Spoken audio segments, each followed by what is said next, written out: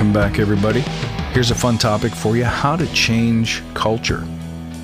A lot of times as we address the problems of agility or transformation, it's the culture that we believe holds us back.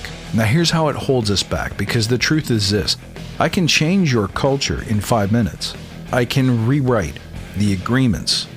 I can ferret out and highlight bad attitudes, bad actions that don't serve us.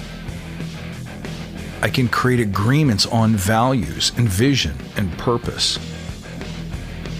Those things seem so hard, and yet they're so easy. All it requires is just a little bit of vision, just a little bit of will, just a desire to make things better. And it's so simple to create them. As always, it's never the problem that's complex. It's the way we choose to approach it that creates complexity, sometimes complexity that isn't even there. See, here's the first thing that we do wrong when we try to change a culture. We try to plan it and approve it, just like you would any other project. We see where we want to go, potentially. At least we know what's wrong. But the first thing that we do is try to plan it like some sort of big bang experiment. The minute we look at it that way, that we have to change the entire culture all at once and we have to do it perfectly right, or we'll never be given a second chance. When you look at it that way, you're probably going to stall before you even take off. You're inviting fear. You're inviting doubt and uncertainty. You're inviting everything that will trip you up and stop you on the journey to making your culture better. The second we see it, the second we visualize it, the first thing that we do is think about all of the people who will reject it. We'll think about all the reasons why we can't have this change. And we believe those things because we don't have to change yet. It seems obvious to do better. Anything that's toxic or not working or not productive or is costing us time, money, or people, we assume that if it could be made better, it would have been made better. But that's not true. It's just that there wasn't enough collective will to go, to face the resistance, to bring the courage and certainty that's required to make that change. So as we try to defer or procrastinate that difficult moment, that difficult realization, the pain of being rebellious and inviting transformation, we start planning.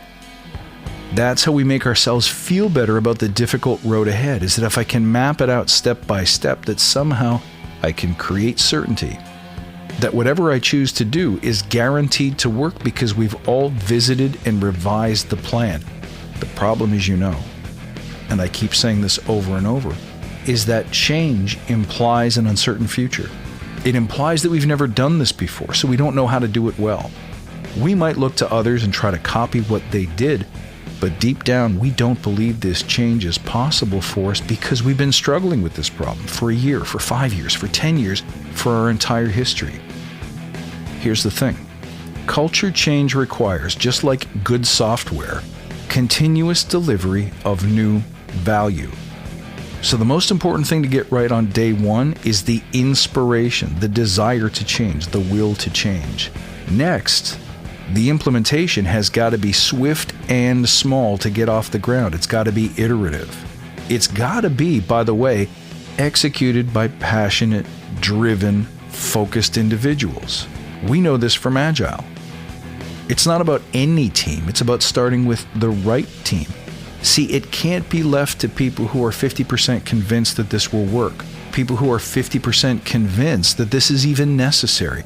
It has to be an obsession.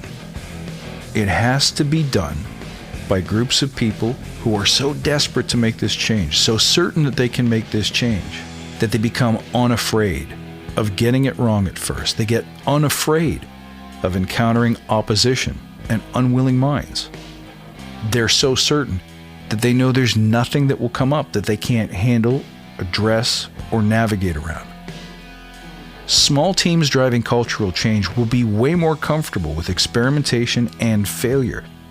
So if their work doesn't catch fire, they're undaunted. They don't care. They realize that this is a long road no matter how you slice it. Do it agile, don't do it agile. This is going to be a big uphill push. What matters is the effort of change, the commitment to change, the daily exercise of change, not a specific output. We know this is going to be difficult. We know this is all uphill work. But if the leading cause of agile failure or transformative failure, especially around cultural or mindset change, is scaling it, then don't worry about scaling it on day one. What's most important is the internal certainty, the internal consistency, the discipline and the practice of keeping your foot down every day, of committing to small change each and every day, and never taking your foot off. You don't commit to making change once a week, once a month. This is every day. This is moving the dial piece by piece, demonstrating it within your own team of 8 people, 16 people, some small number, making the change, rejecting what doesn't work, and advancing what does until you build something so unstoppable, so unmistakable, so impossible to ignore that the rest of the organization can't ignore you. Don't be afraid of the resistance. Don't be afraid of someone poking at what you're doing and saying, "What you doing there? Who said you're allowed to do that? This doesn't work." People are going to try to stop you. When they try to stop you, you know you're doing something important. Do you get that? It's when you meet the resistance, it's when you meet the powerful opposition that you're doing something worthwhile. Change is supposed to be uncomfortable, or it wouldn't be called change. Doing what's habitual, doing what we've always done, is what's causing us the real pain in the first place. So changing it and breaking it will be about destroying, disassembling a habit that we're deeply attached to. So recognize that the pain is the job. The thing that we're called to do is to weather that storm. Because the change itself is not difficult, it's not complex. It's easy to see and it's easy to do.